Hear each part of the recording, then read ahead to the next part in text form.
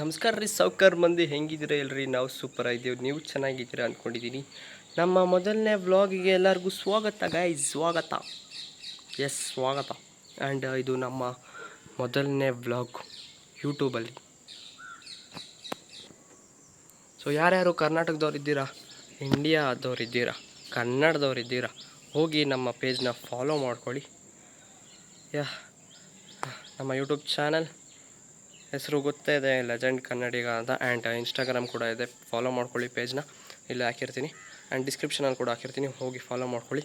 And ಈಗ ಹೋಗೋಣ ನಮ್ಮ ಮೊದಲನೇ ವ್ಲಾಗಲ್ಲಿ ಏನೇನು ತೋರಿಸ್ತೀನಿ ಅಂದರೆ ಮನೆ ಕೆಲಸ ಮಾಡ್ತಾಯಿದ್ದೀವಿ.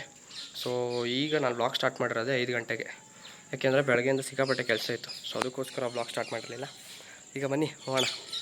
ಸೊ ಫಸ್ಟಾಗಿ ನಾನು ನಿಮ್ಗೊಂದು ಡೀಟೇಲ್ಸ್ ಕೊಟ್ಬಿಡ್ತೀನಿ. ನನ್ನ ಹೆಸರು ದಿಗಂತ್ ಅಂತ.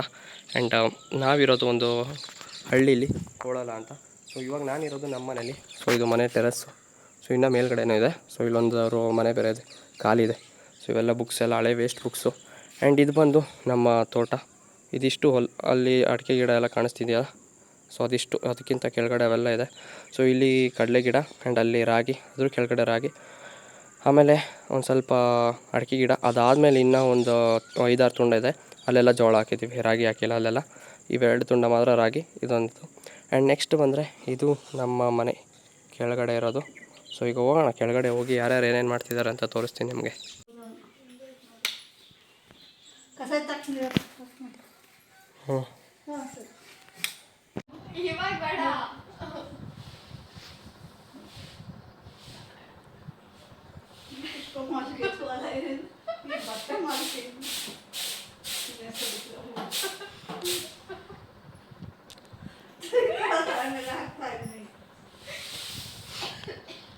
ಅಮ್ಮ ಇನ್ನೊಂದು 2 ಅವರ್ ಒಳಕ್ಕೆ ಬರಲ್ಲ ನಾನು. ಎಲ್ಲ ಕ್ಲೀನ್ ಮಾಡು, ನೋಡಿ ಎಲ್ಲ ಹೆಂಗೆ ಕಳ್ಳೆ ಇದೆ.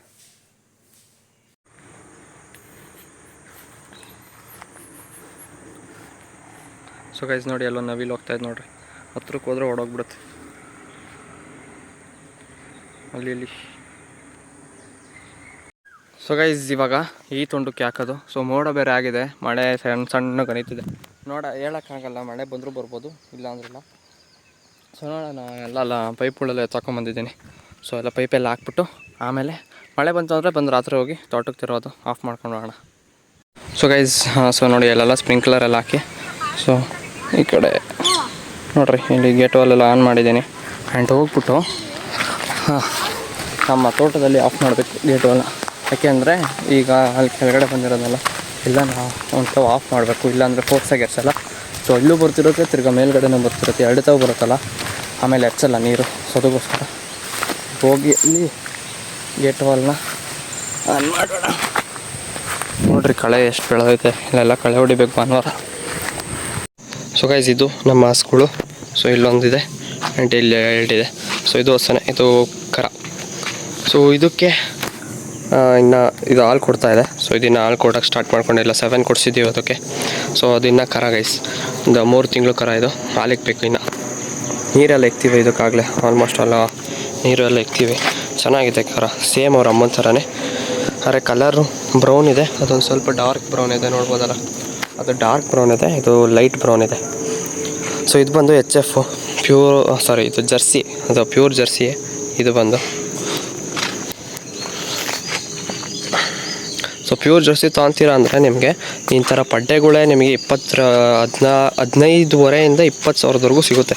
ಸೊ ಇದೇ ಥರ ಪ್ಯೂರ್ ಪಡ್ಡೆ, ಜಸ್ಟ್ ಪ್ಯೂರ್ ಪಡ್ಡೆನೇ ಇಷ್ಟಾಗುತ್ತೆ. ಸೊ ನೀವೇನಾದರೂ ಕ್ರಾಸ್ ಬ್ರೀಡ್ ಏನಾದ್ರು ತೊಗೊತೀರಾ ಅಂದರೆ 15,000 ಸಿಕ್ಬಿಡುತ್ತೆ. ಸೊ ಈಗ ಹಾಲು ಕರ್ಕೊಳ್ಳೋಣ ಈ ಹಸಿಂದು ಫಸ್ಟು, ಆಮೇಲೆ ಹೋಗಿ ಹಾಲಾಗಿ ಬರೋಣ. ಸೊ ಗೈಸ್ ನಮ್ಮ ಅಮ್ಮಂಗೆ ನೆಲ ಒರೆಸ್ಕೊಡೋಕ್ಕೆ ನೀರು ಹಿಡ್ಕೊಂಡು ಹೋಗ್ತಾ ಇದ್ದೀನಿ. ಬೆಳಗ್ಗೆಯಿಂದ ಮಾಡಿರು, ಇನ್ನೂ ಆಗಿಲ್ಲ. ಸೊ ಇದೊಂದು ಸ್ವಲ್ಪ ನೆಲ ಎಲ್ಲ ಒರೆಸ್ಬಿಟ್ರೆ ಕೆಲಸ ಎಲ್ಲ ಮುಗಿದೋಗುತ್ತೆ. ಕಿಟಕಿ ಈ ಸೈಡಲ್ಲಿ ಕಿಟಕಿ ಎಲ್ಲ ಇದೆಯಲ್ಲ, ಅದೊಂದು ಸ್ವಲ್ಪ ಎಲ್ಲ ಹೊಡಿಸ್ಕೋಬೇಕಷ್ಟೆ, ಅದು ಬಿಟ್ಟರೆ ಇನ್ನೇನಿಲ್ಲ. ಆ್ಯಂಡ್ ಹೋಗಿ ಎಲ್ಲ ಪೈಪೆಲ್ಲ ಹಾಕಿ ಬಂದಿದ್ದಾಯ್ತು, ಕೆಳಗಡೆ ತೊಗೊಂಡಕ್ಕೆ ಹೋಗಿ ಹನಿ ನೀರಿನ ಪೈಪೆಲ್ಲ ಹಾಕಿ ಬಂದಿದ್ದೀವಿ, ಸ್ಪ್ರಿಂಕ್ಲರೆಲ್ಲ ಹಾಕಿ ಬಂದಿದ್ದೀವಿ. ಹನಿ ನೀರೆಲ್ಲ ಸ್ಪ್ರಿಂಕ್ಲರ್ ಹಾಕಿ ಬಂದಿದ್ದೀವಿ. ಸೊ ಸಾಕು, ನೀರು ಹೋಗಿ ಇಟ್ಕೊಂಡು ಹೋಗಿ ಕೊಟ್ಕೊಂಡು ಸ್ವಲ್ಪ ಹೊತ್ತು ರೆಸ್ಟ್ ಮಾಡೋಣ. ಇವತ್ತು ಫುಲ್ಲು ಸುಸ್ತಾಗ್ಬಿಟ್ಟಿದ್ದೀವಿ ಗೈಸ್ ಇವತ್ತು ಕೆಲಸ ಮಾಡಿ.